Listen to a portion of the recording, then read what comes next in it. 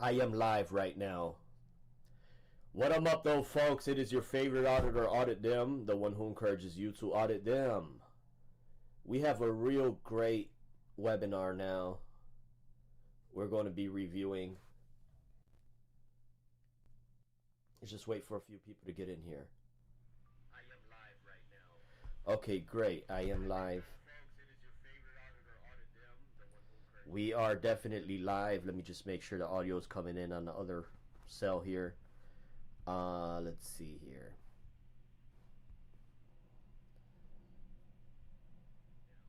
Okay, great. I am live. Yes, we are live. We are definitely live. All right, guys. This is a real good one. This is a real good one here. If you guys remember, I visited the city of Volo, Illinois, and they put on a S show, and they had to get some counseling. They had to get some assistance from some attorneys, as well as the Municipal League of Illinois, of Lake County specifically. And so this webinar here is going to be discussing my channel specifically, and also First Amendment auditors as well. So the government decided to do a webinar on how to address auditors, especially that are pertaining to FOIA inquiries. So without further ado, we're going to get right to this. Here we go. Welcome. My name is Mandy Florup. I'm the Executive Director of Lake County Municipal League. Thank you to everyone who has joined us for this Lunch and Learn. This is brought to you by Lake County Municipal League and the Lake County Bar Association. And I'm very happy to introduce our board president, Mayor Nandia Black. She is the president of Lake County Municipal League, and she is the mayor of the village of Killdeer. And she is going to begin the presentation today. Thank you, Mandy. Good afternoon and welcome, everyone. We have a very robust group today of 250 registered participants. So welcome. This is a very timely and important topic. And I want to thank Mandy Florup, our Executive Director for the Lake County Municipal League, and also Greg Wider, who is the Executive Director of the Lake County Bar Association and Foundation, for assisting in production of this seminar. We are pleased this afternoon to have two attorneys from the law firm of Klein, Thorpe, and Jenkins to present this important information about First Amendment auditors. And if you are an attorney and would like CLE credit for attending this seminar, please email your name and ARDC number to info@lakecountyleague.org, and Mandy Florup will put this also in the chat. We will have a question and answer session following today's presentation. Please type your questions in the chat box, and then we will present those to our speakers. And now I'd like to introduce our speakers, Jim Ferrolo and Mallory Maluzzi. Jim Ferrolo is a partner with the Chicago governmental law firm of Klein, Thorpe, and Jenkins Limited, where his practice is concentrated in municipal law, library law, zoning, land use, and litigation. Mr. Ferrolo serves as the village attorney for the villages of Wheeling, Vernon Hills, and Beach Park. He also serves multiple other municipalities and local governmental units as special counsel. He is a co-author of the Illinois CLE chapters on municipal finance and zoning controls. Recently, he was a co-author of municipal sign ordinances in the Post-Read World, published in the Southern Illinois University Law Journal. He is a frequent presenter and contributing author to multiple Illinois Municipal League manuals on a variety of issues impacting local government, including conflicts of interest, tort immunity, sunshine laws, home rule, forms of government, and police and fire disciplinary matters. Mallory Maluzzi is a partner with Klein, Thorpe, and Jenkins. She counsels school districts, municipalities, and public bodies on a variety of legal issues, including the Freedom of Information Act, Open Meetings Act, and social media issues. She regularly provides training to staff, elected and appointed officials on FOIA and OMA, and assists public bodies with responding to FOIA requests and defends PAC requests for review and FOIA and OMA lawsuits. And at this time, I will turn the presentation over to Jim. Jim? Thank you, Village President Black. We are very, very happy to be here, and thank you everyone for attending today. It's a great turnout. As Mayor Black indicated, our practice, Mallory and I, focuses on representing local governmental entities, municipalities, school districts, and just about any type of local governmental entity in the state of Illinois. All of our clients are facing First Amendment audits, which I know you are facing. So we are heavily involved in this area, and we hope to provide you useful tips by the end of this so that you can achieve a passing grade, so to speak, from your friendly neighborhood First Amendment auditor. I will cover legal principles behind the audits, ways to prepare for the audit, and provide you some tips, practical tips to get through the audit. Mallory is going to focus on compliance with Freedom of Information Act, which is a particular area that the auditors are looking at. It's Section 4 of the Freedom of Information Act, where they come in and seek certain documents that have to be readily available. So with that, we will get started. First slide, please.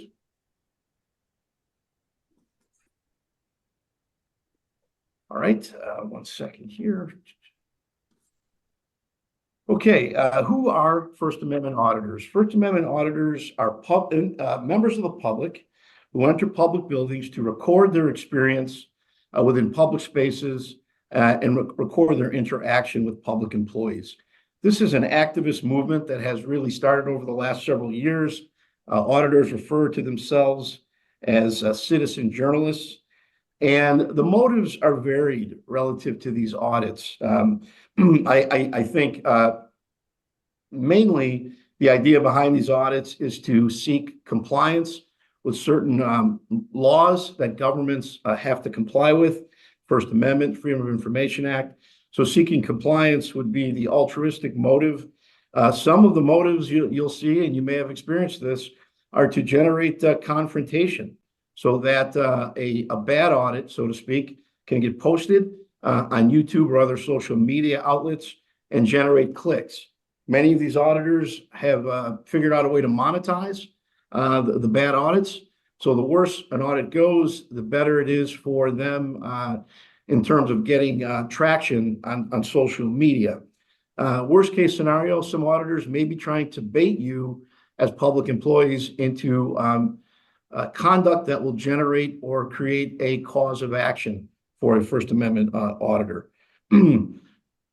Mainly, these auditors, they thrive on finding ignorance of the law and the resulting confrontation that comes from that. And what I'm here to tell you, and Mallory is as well, is don't give them either. There are some basic principles we're going to teach you today that should help you get through just about any audit that you face. Next slide. What rights? Next slide. What rights do auditors have? Auditors have rights that are provided under the First Amendment of the United States Constitution that protects their freedom of speech. Federal courts, including our own Seventh Circuit, have held that the act of recording audio and taking video constitutes protected speech under the First Amendment. And the explanation for this is because you may ask yourself, how does taking audio or video, how is that speech? What the courts have said is the right to publish the information that's gathered would be largely ineffective without the underlying right to record. And since all individuals have the right to enter public spaces and record in public, since they have that right under the First Amendment, they have the right to record their interactions with public employees. So I would say this, the right to record in a public space or an interaction with a public employee comes from the principle that the public employee in those scenarios, whether you're a police officer, a village clerk, a staff member, you have no expectation of privacy in the public space while you are working. And that is going to sound foreign to some of you, but that's the law. If you go into restricted areas, an expectation of privacy will arise. But when you're out at the counter, for example, you have absolutely no expectation of privacy in your work and what you're doing in terms of your interaction with the public. Now, I would say this, that getting through an audit successfully starts with that principle. If you understand and your employees are trained in the principle that they don't have an expectation of privacy while they're working in a public space, and that they can be recorded, and that's not a violation of the law, chances are you're going to get through your audit successfully. Next slide, please. The right to record public employees really has arisen out of the case law that deals with recording police officers. In the federal case of Fields versus the city of Philadelphia, the courts held that recording police activity in public falls squarely within the First Amendment right of access to information. As no doubt the press has this right, so does the public. So it's been pretty well established for some years now that there is a right to record a police officer who is performing his or her duties in the public. That is well established.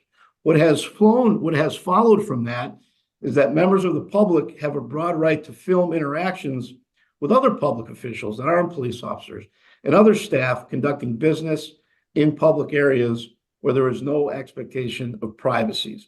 One area that we will talk about is taking audio tape of private citizens. So a private citizen that goes up to the clerk's desk in a municipality to pay a water bill, for example, has no expectation of privacy in terms of being recorded on video of being at the counter. However, conversations between that individual and the village staff, in my example, relating to, let's say, a past due debt on a water bill, those conversations are private. So individual citizens, while they do not have an expectation of privacy that will prevent them from being videotaped, they do have an expectation of privacy in terms of their actual conversation with village staff. One of the things you can do in terms of procedures, which I will talk a lot about, is create distance requirements between patrons, like you might see in a Walgreens pharmacy, to give a privacy distance relative to what's being said. Next slide, please. So this next slide is entitled Forum Analysis. And in terms of First Amendment protected speech, it's very important to look at the forum that's involved, which is essentially the location of the speech. When you determine the forum and the type of forum that's involved, you can then look at a framework on your ability to regulate the rights. Keep in mind, the rights of these First Amendment auditors are not unlimited. There are certain reasonable restrictions that we can apply. So just briefly, in terms of First Amendment forum guidelines, there are 4 that we deal with. One is a traditional public forum, which, for example, are parks, streets, or sidewalks. These forums, these locations, are traditionally open to the public for expressing activity. The government may impose reasonable time, place, and manner restrictions on private speech, but these restrictions must be content neutral, and they must satisfy strict scrutiny. Same standards apply to a designated public forum, which is an area that has not traditionally been regarded as a public forum, but which the government has intentionally opened up for speech purposes. This would be a public speaking at a public meeting. This would be a meeting room, a municipal meeting room, a library meeting room. The types of forums we are dealing with, generally speaking, though, with First Amendment auditors are either limited public forums or non-public forums. A limited public forum is an area that the government has opened for limited expressive activity.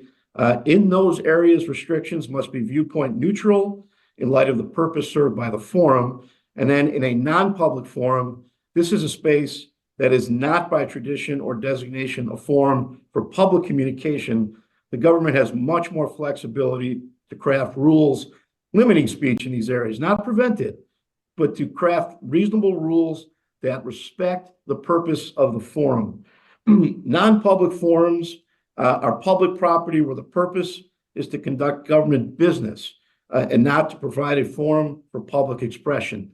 For example, a police department lobby where an individual can come in and ask a question or pay a ticket. A village hall lobby where someone can come and address staff relative to permit requirements, paying a bill. These are areas that are dedicated for specific business of the public. They are not like a park, street, or sidewalk, not like an area where traditional protest can take place because of the business purpose of these forums.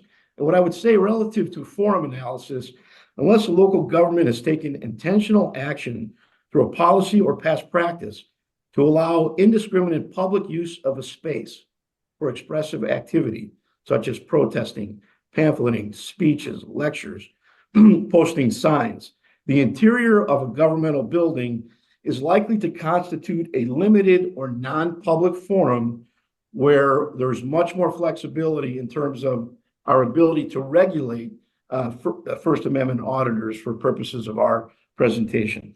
Next slide, please.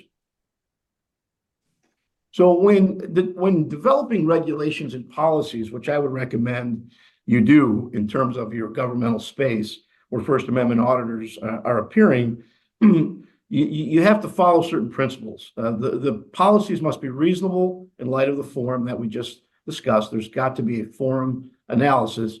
Policies must be viewpoint neutral. You can't exclude individuals based on the topic of their conversation. And the policies should convey a clear intent that the government opens the property or has opened the property only as a non-public forum for public business. Remember that auditors do not have a right to violate the law. They cannot trespass into private areas. They cannot be violent. They cannot unreasonably disturb the peace or prevent service to third parties. Next slide. Local governments can designate private work areas that First Amendment auditors or other members of the public will not have access to. This may include personal offices, workstations, waiting rooms, or other secure locations. A useful rule of thumb when designating areas is to ask yourself the question, would you as a governmental staff be required to allow traditional speech in the location? For example, could protesters gather in an employee's office to demonstrate? Obviously not.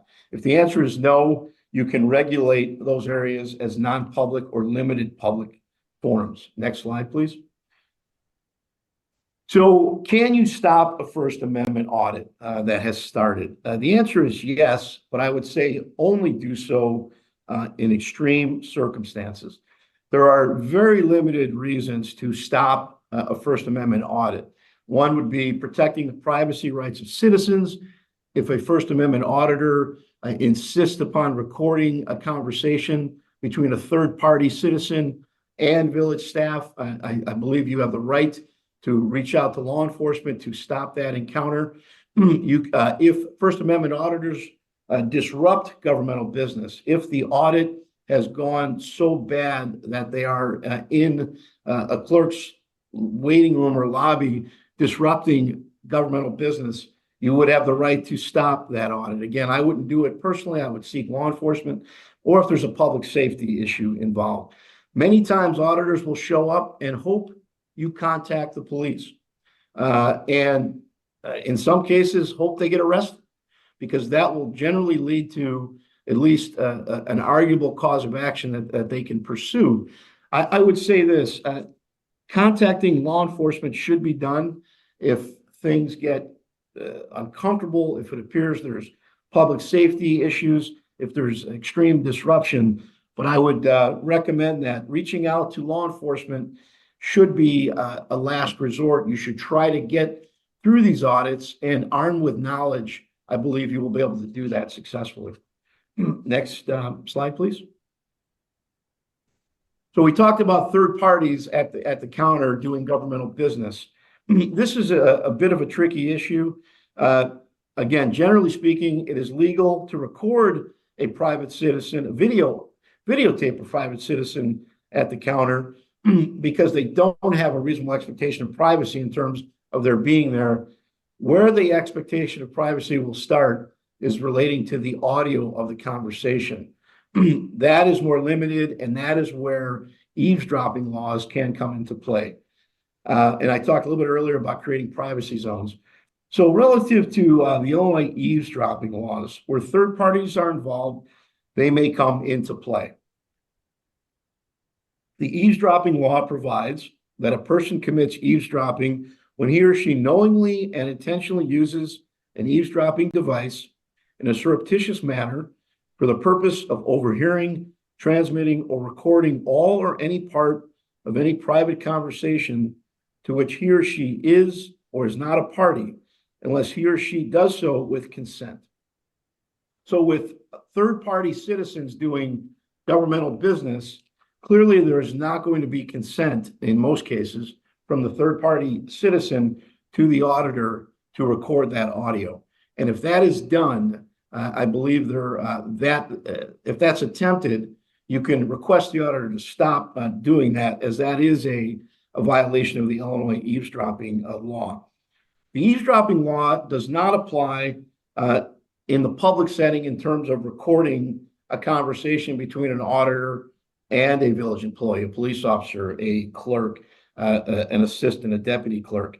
The eavesdropping law does not apply because the law has held that you as public employees do not have a reasonable expectation of privacy in your conversations with members of the public who you are serving, including First Amendment auditors.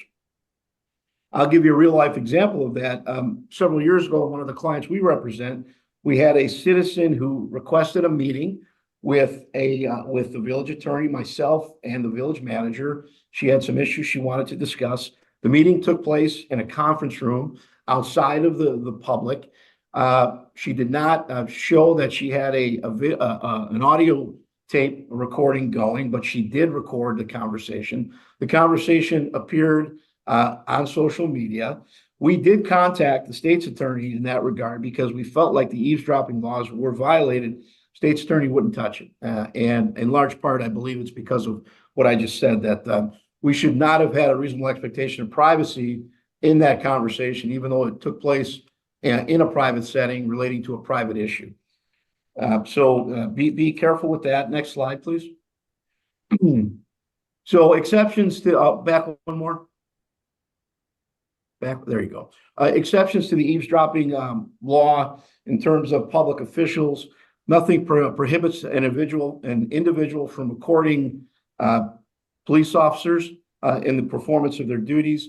And I also want to point out that, and you should know that members of the public that show up at your public meetings have the right under the Open Meetings Act to record that meeting, video and audio tape the meeting. Next slide. So when looking at creating policies regulating the forums that we are dealing with, where First Amendment auditors are appearing, these four principles have to be kept in mind. Private citizens have a constitutional right to record public employees in public places. These rights are not unlimited and may be regulated in non-public forums and limited public forums. Governmental entities may regulate conduct to ensure the orderly operation of municipal functions and to protect the rights of their employees and private visitors. And in adopting policies, you should delineate areas that represent those portions of the public property that are accessible to and observable by the general public, and also those portions that are not accessible, where only employees are allowed. These areas should be very clearly marked. There should be locked doors. There should be signage used that indicate employees only beyond a policy being adopted. Next slide, please. So limited access areas, why is this important? Limited access areas are areas where employees of the governmental entity are only allowed and members of the public are not allowed. In limited access areas, offices, and other areas that I'll talk about, public employees have a reasonable expectation of privacy. Therefore, those areas cannot be videotaped or audio taped. Examples of limited access areas that I'd recommend you create are employee offices, employee workspaces, parking lots, and you can review this, and we will provide copies of the slide presentation if requested, so you'll be able to look at all this. Maintenance, storage, and warehousing facilities, public works and public safety buildings, water, sewer, and other public utility facilities. These are common examples of limited access areas where members of the public, for many reasons, do not have a right to go into those areas for any purpose, including videotaping or recording. Next slide, please. Public areas, what are they where recording can take place? That's any area that is generally open to the general public's access that is not otherwise designated a limited access area. Next slide. So when adopting rules relating to public areas, you should keep in mind rights that First Amendment auditors do not have. While they can record and interact with public employees, First Amendment auditors, or any member of the public for that matter, do not have the right to stalk, harass, threaten, intimidate, or otherwise compromise the well-being and safety of employees or third parties lawfully using governmental property. Keep in mind that the act of photography or videotaping does not necessarily equate to stalking or harassment. That can be done without going to the next level of violating the law in that regard. First Amendment auditors or other members of the public do not have the right to interfere or obstruct with the free passage of employees or authorized third parties in or on governmental property, including without limitation, standing, blocking, or blocking access to governmental property. They also do not have the right to videotape or audio tape conversations between third parties, private parties, which we have talked about. Next slide. What I want to talk about on this slide is the main principle is that auditors have no right to interfere with the business of the governmental entity. They can record, they can go about their business. You may have an auditor that comes in that records silently for an hour. And while that's uncomfortable, if you are a front of the house employee, that auditor has the right to videotape into the window the work you're doing and the conduct you're going through during the time that they're there. But they do not have the right to interfere with your ability to provide service to members of the public. Next slide, please. When you develop your policies or you demark limited access areas, keep in mind these principles. The limited access areas should be accessible only to public employees or private parties on an invitation basis. Photography and video recording is not allowed in limited access areas. And keep in mind too that if you have an auditor present and you have a third party, a citizen at the counter who's uncomfortable, who does not wish to conduct their business in the public, you have the right to invite that third party citizen into a limited access area to complete the governmental business that they're seeking to do. Next slide. So what to expect from auditors? Audits can be unnerving. I'm sure you've all watched videos. Auditors are typically individuals who enter public spaces with recording devices like phones or cameras. They will be recording everything and everyone in the public space. Sometimes they're actually live streaming what's happening. So when faced with an audit, I think a very good rule of thumb is to expect that you're going to appear on YouTube and to behave accordingly. They may narrate their actions while recording. They may not even speak directly to employees or provide any explanation as to what they're doing. When you watch videos of audits that have gone bad or poorly, many times an auditor will enter into a space and an employee will start with, "Can I help you?" Which is fine, but that will then turn into, "What are you doing? Why are you doing this? You have no right to record," etc.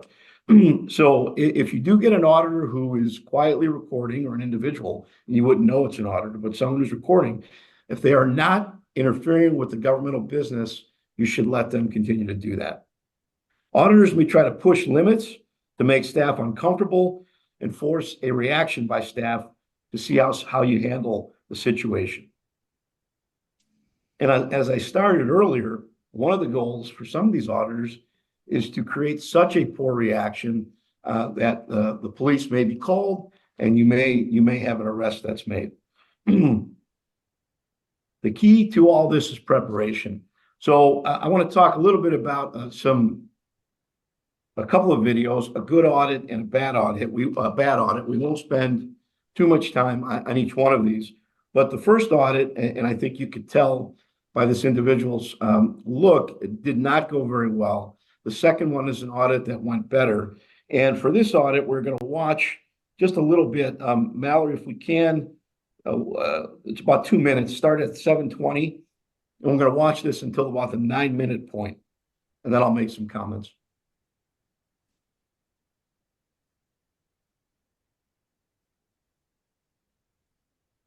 So I cannot hear the video or the audio.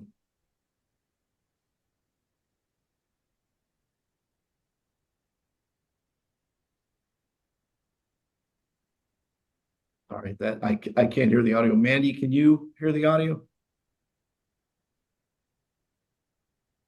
No, I can't hear it either. Okay. All right.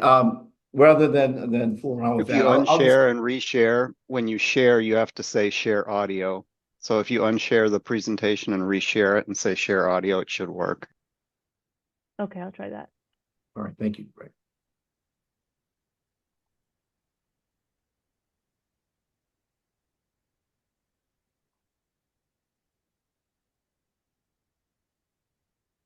Freedom of Information Act that says I have to consent to being recorded. Here we go. Oh, yeah.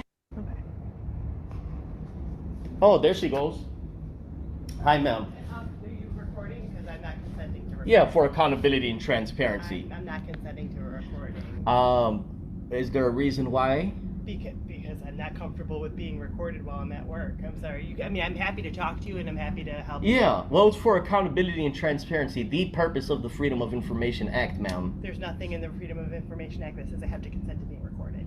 Oh, yeah, yes, it does, ma'am. Do you know the portion of the statute that says I have Well, we have the right to record public employees in the official course of their duties. If you like, ma'am, I could take that. If you say you're not comfortable with accountability and transparency while you're in the official course of your duties, you could call somebody else. That ain't no issue. But are you the FOIA officer? I am a FOIA officer with this agency. I can give you information about how to file a request, but No, I'm not consenting to a conversation. What was while your recording. name? I'm not consenting. I'll speak to somebody else. I'll wait here momentarily. There isn't anybody else for you to speak to here right now, but Okay, ma'am, if you like, I'll point it at a different direction. I would like you to put it in your pocket. No, ma'am, I have to record my interaction here. You're gonna have to make a different arrangement. I'm here to pick up some FOIAs and seek clarification. Put your phone in your pocket, and then I'm happy to discuss it with you. I have the right to record, ma'am. It's to promote accountability and transparency. I'm showing my children in this video how government employees interact with members of the public as well. I'm sorry, I'm not able to help you. If you want to interact. Well, with I'm us, here to pick up a FOIA request. You can leave a request in writing. No, and I I'll- already did. I'm here to pick up my FOIA as of today. They have it ready for me for pickup. I filed my FOIA already. I'm just here to pick it up. All right, Mallory, if you could stop there. So this audit started very, very poorly, and it started with really a lack of knowledge. And this is the Attorney General's office, a lack of knowledge of the law relative to the rights of an individual to record a public employee in the context of performing their duties. This individual came out and started with, I don't want to be recorded, put your camera away. That's absolutely the wrong way to start one of these. Had she started with the knowledge that the recording is allowed by law, all this individual was doing was seeking to pick up his documents that he requested through FOIA. There was an easy way out here. Again, I started with knowledge is power. There was an easy way out of this audit. It had this individual known that this person had every right to record the interaction. And we're going to run short on time, so we won't watch any more of this, but later in this video, about 6 minutes later, the individual goes into the back offices and comes out and allows the recording to go forward. And clearly she had spoken to someone who informed her that, yes, the individual can record the interaction, and she went forward with her duties relative to that. So again, simple knowledge of the right to record would have allowed this audit to go very, very quickly and smoothly. Next slide and the next video, please. So you can tell by this individual's face that this was a good audit. And go from start from the beginning, go to the 2 minute point. Beginning to the 2 minute point, please. Start at the beginning. Yep, Okay. there we go. This is the village We are of Wheeling. back in the city of Wheeling, Illinois. We came here in the past to check them on Section 4. They were not compliant. I strongly believe this town gave me their good faith word that they are coming in compliance. So we're here to verify, make sure, and check to see if they are indeed complying with the law. Okay, so far in the immediate space, I don't see anything.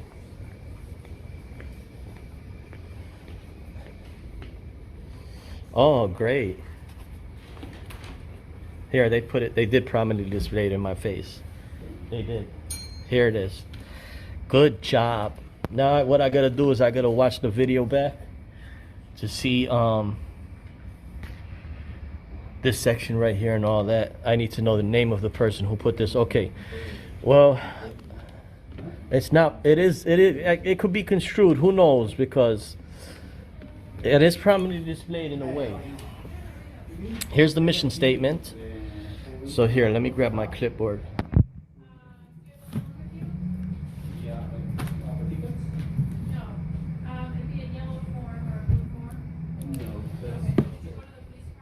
No.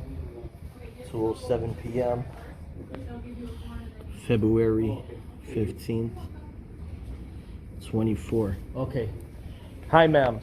Who's the person who put that up? I believe Karen. Me? FOIA officer? Hi there, yes. Yes, hi.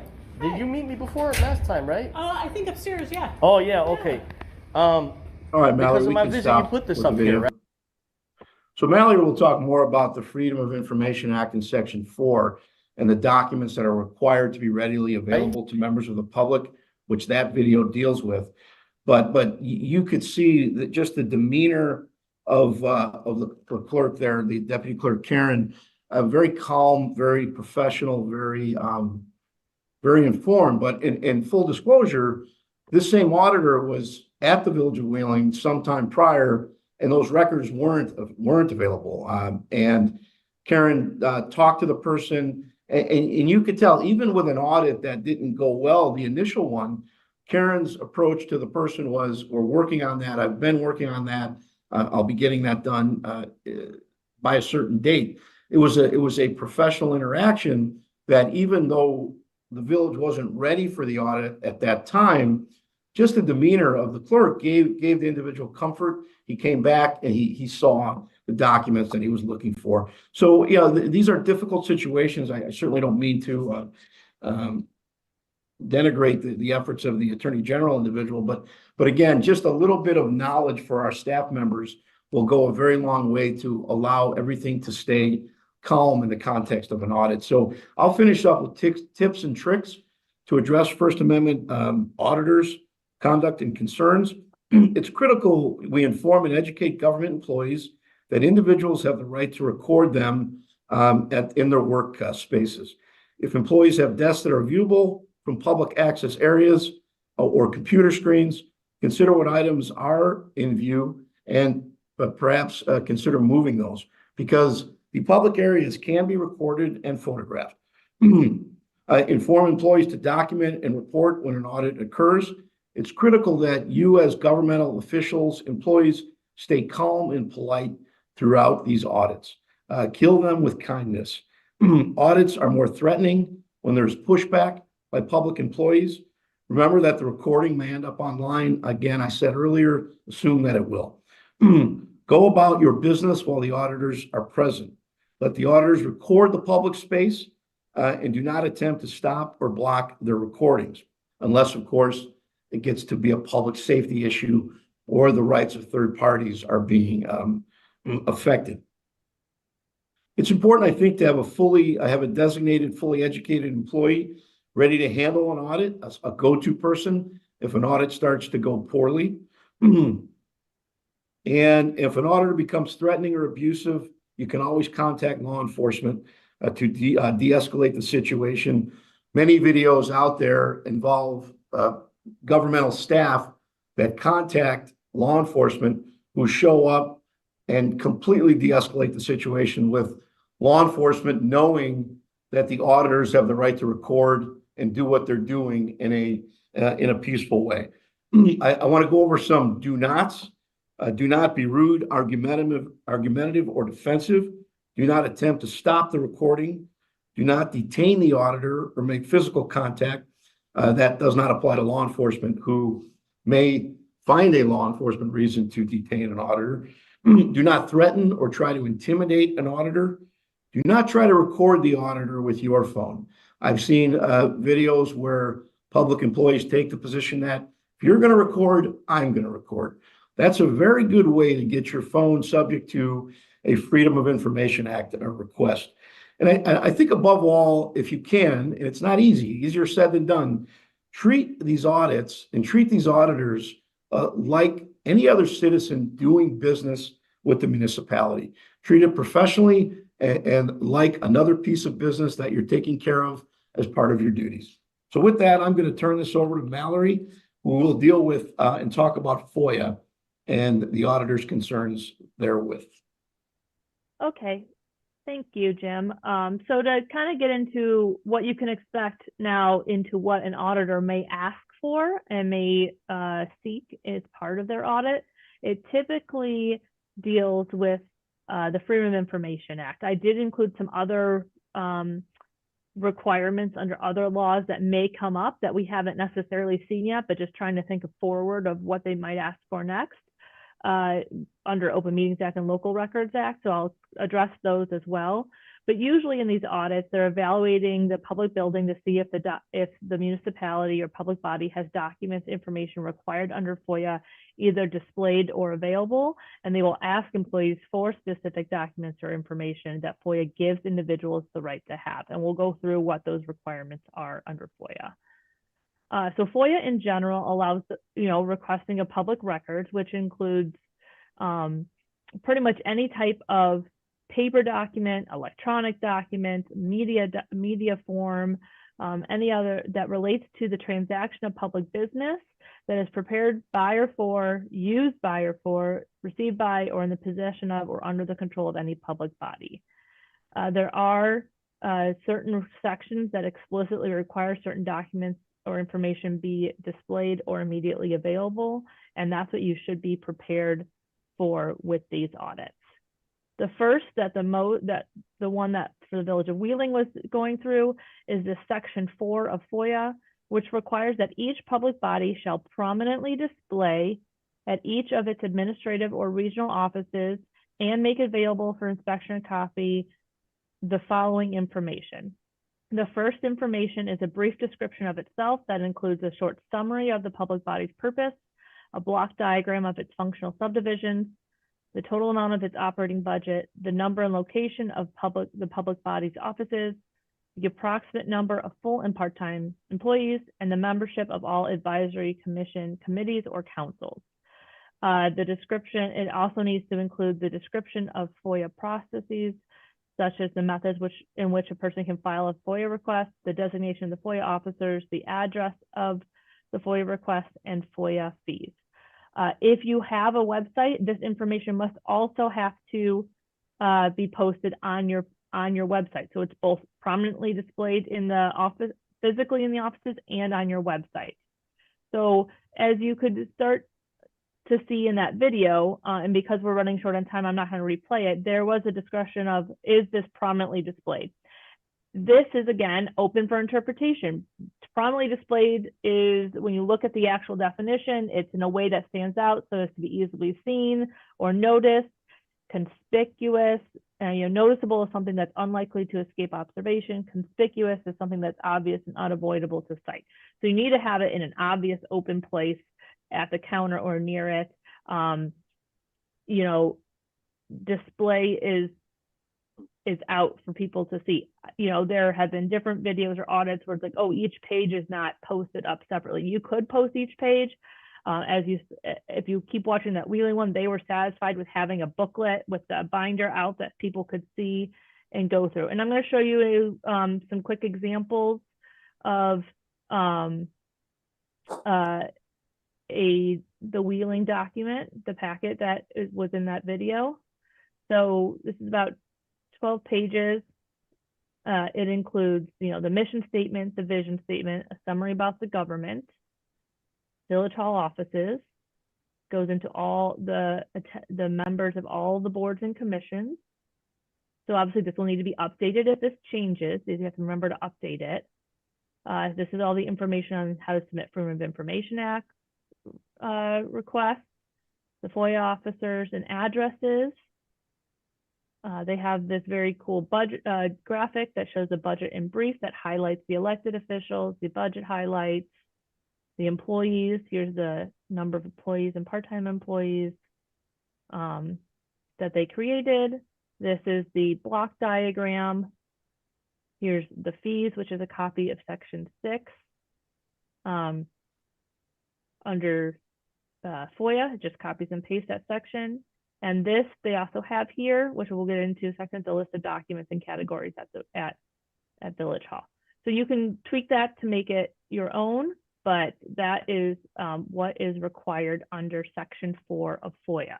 So if you don't already have that together, I also want to point out, it says that each of its administrative and regional offices, I expect that auditors will start expecting these at all the different offices. It says here to name the name, number, and location of the public body's offices. It is my recommendation to just have a copy of this at each of the offices in the public space that is available, assuming there's a public space available, in the police department lobby. I know that public works and fire departments are a little different, so you'll have to see if there's an actual public area available, and make sure that it's also obviously posted on your website.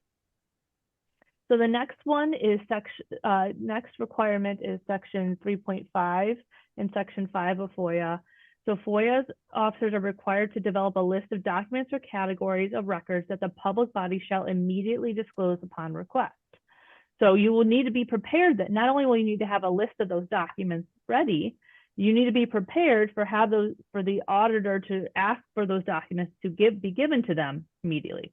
So they will likely ask you, I want to see your list of records that you immediately disclose, and then they will probably ask you for a copy of one of the records. You can distinguish on this list what is available immediately on the website versus in-person or paper requests. So it may be that you're able to access things a lot more or deeper on the website versus printing or finding it in the office. Make sure you review and update this list. You might there's no requirements to what needs to be on this list.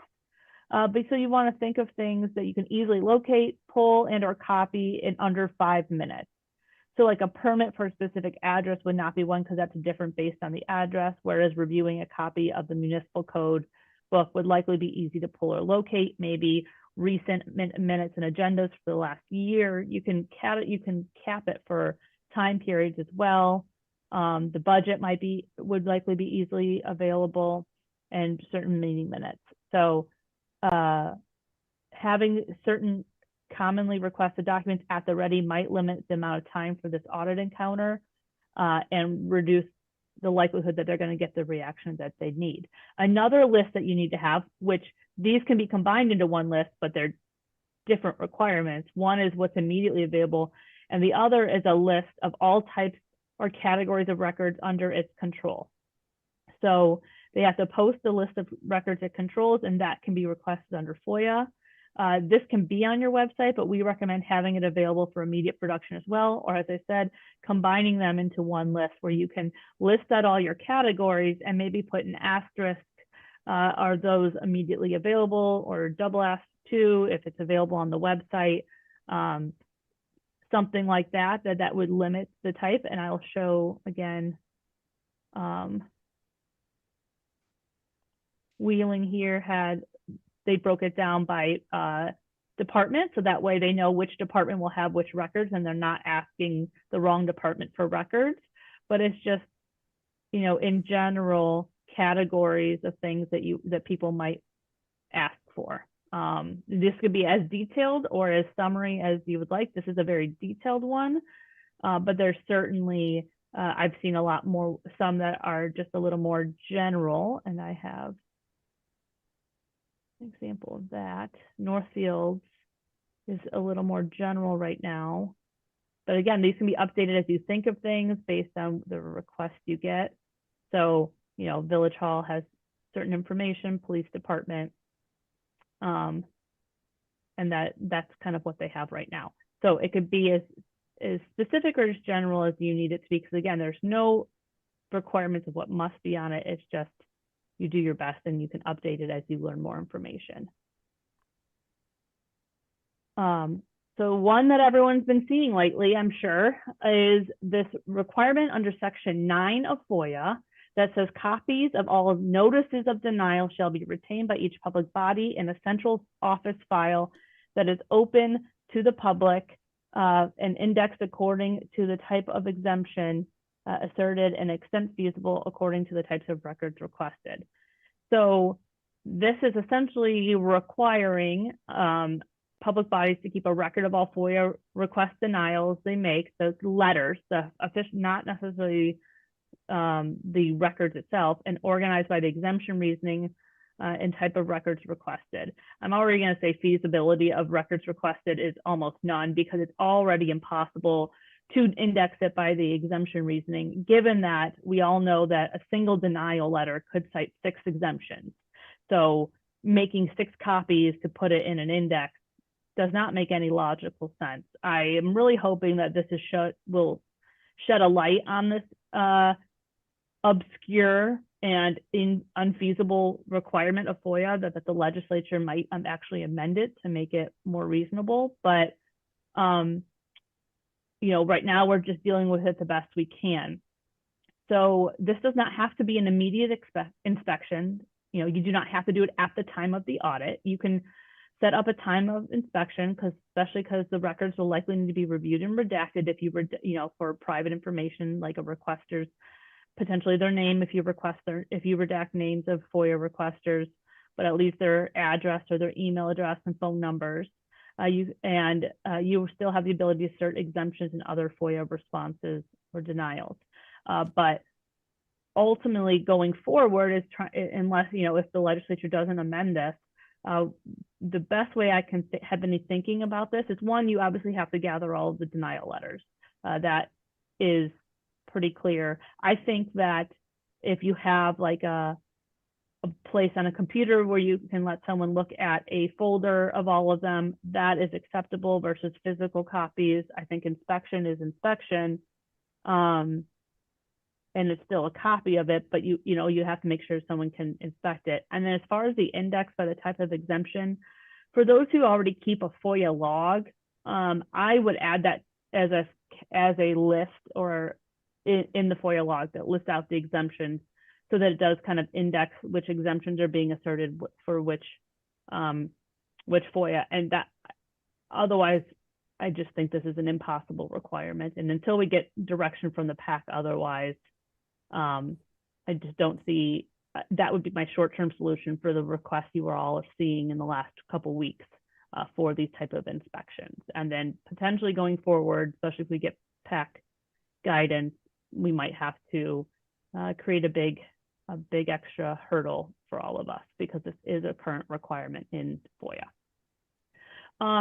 Under the Local Records Act, Section 3A of the Local Records Act does say that for public inspection during regular office hours, it implies the annual financial audit will be available, but it is vague, and it says that it reports and records of the obligation, receipt, and use of public funds that are of local government that are presented to the corporate authorities.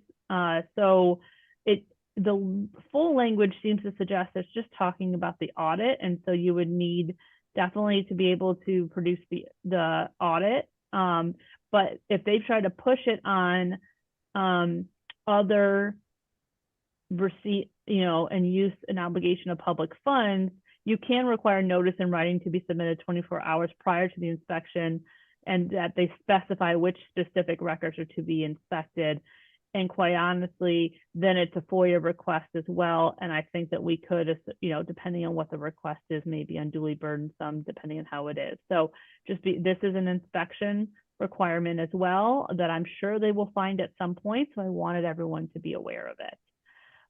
There are also certain website postings. So I would fully expect auditors to start asking for things that are required to be posted on your website, but not necessarily on hand. And so you could always say, yes, this is posted on our website. So quickly, the requirements are under Local Records Act, information about severance agreements with employees or contractors that when there was an actual finding of sexual harassment, sexual discrimination, certain information must be provided, but a copy of the actual agreement will likely meet all of those requirements.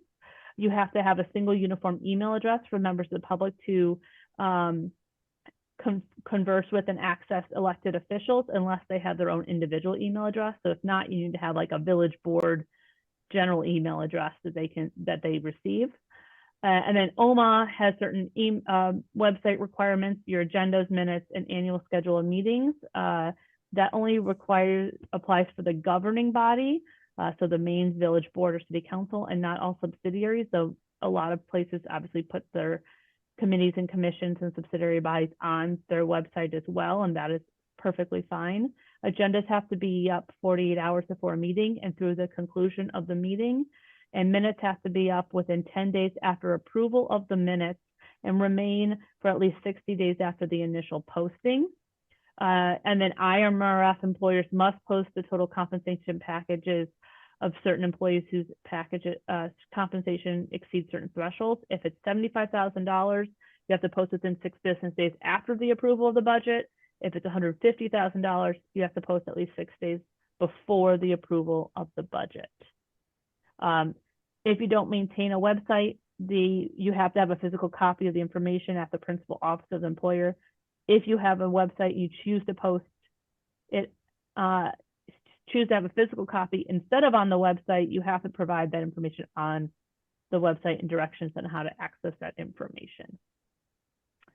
So just as a reminder, if it's not these things, you can require auditors to submit a FOIA request for any record that's not explicitly referenced in the previous slides to have immediately available.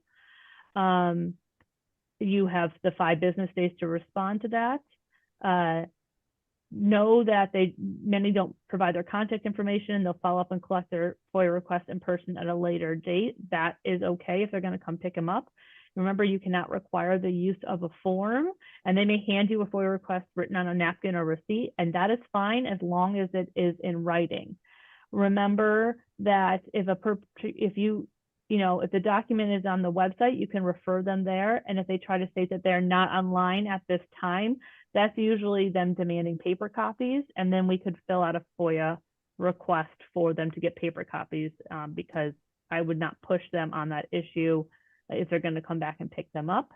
And then if they ask to inspect copies, remember they have a right to either inspect or receive copies. And you can then set up again a time to do the inspection if it's not something that you can have immediately available. I know I kind of went through that quickly, but we are short on time. So if there's any question, we'll obviously take questions as well on these issues. Mallory, there were a couple of questions in the chat room regarding what you just spoke about. The first is, are partial denials, do they have to be kept on record? So partial denials, it says copies of all denials. So I would read that to be either both partial denials and a total denial. And any redaction is a denial.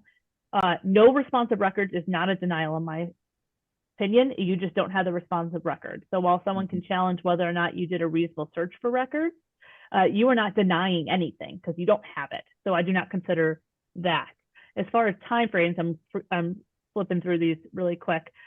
You can ask for timeframes. Remember, you should really look at and follow your destruction schedule for the Local Records Act.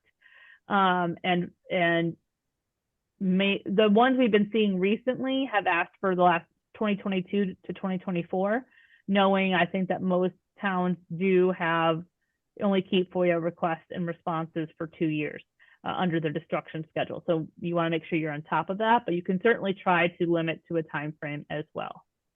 The other thing I want to point out, so many times we as village attorneys will write the FOIA denial on behalf of the governmental entity on our letterhead. And those denials, Mallory, have to be kept as well, correct? Yes, when I do that, I always usually copy the village staff as well, so that they have copies of the denial letter. So And just be sure you're keeping those as well. The denial letters written by your village attorneys. Yes, and someone asked names would be redacted from the FOIA log, correct? And if you are a town that redacts the names of FOIA requesters, yes, you would redact the names of the FOIA requesters. Some people put the names on their logs, and that's kind of just that discretionary exemption, and you have the discretion to do that. So, Question just came up. Are terms like limited access areas formal terms that should be reflected on signage in facilities, or does generic language like authorized personnel only work? Yes, generic language like authorized personnel only will work. I use limited access areas for purposes of the presentation, but the idea is to send a message to the public that there are areas that the public does not have access to at all. So I don't see any further questions in the chat room, Mandy. We can wait. Jim, there is Yes. one concern from attendees, and that is with respect to obtaining copies of slides that have been used in the presentation. And slides will be made available and sent to all attendees that registered. If you did not register and would like a copy of the slides, please email the request to info@lakecountyleague.org. Thank you, President Black. You're We will welcome. definitely have them available. And if there are no further questions, Jim Ferrolo, Mallory Maluzzi, we thank you very much for this informative and very helpful seminar. And hopefully we have had all of our major questions answered, and we know who to turn to if there are additional questions. Thank you very much. And thank you, attendees. Have a good day. Thank you, everyone.